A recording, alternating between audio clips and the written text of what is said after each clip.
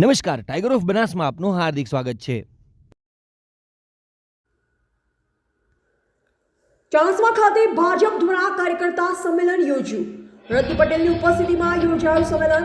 સ્થાનિક સ્વરાજની ચૂંટણી જાહેર થતાં જે રાજકારણમાં ગરમાવો આવી ગયો છે, ત્યારે ભાજપ સહિતના પક્ષો પોતપોતાના ઉમેદવારો નક્કી કરી ચૂંટણી જંગમાં ઉતાર્યા છે અને પ્રચાર પ્રસાર પણ હાલમાં જોરશોરથી ચાલી રહ્યો છે.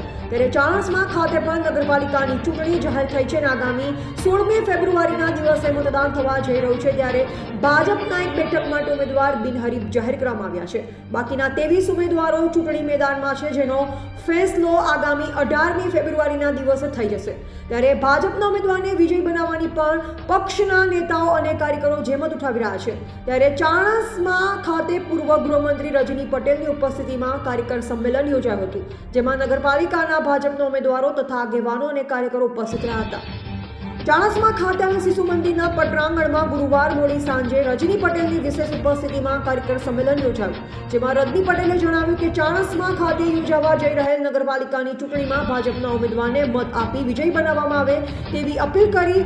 યોજાયેલ સંમેલનમાં ભાજપના આગેવાન અને કાર્યકરો તથા નગરપાલિકાની ચૂંટણીમાં ભાજપના ઉમેદવારો હાજર રહ્યા હતા.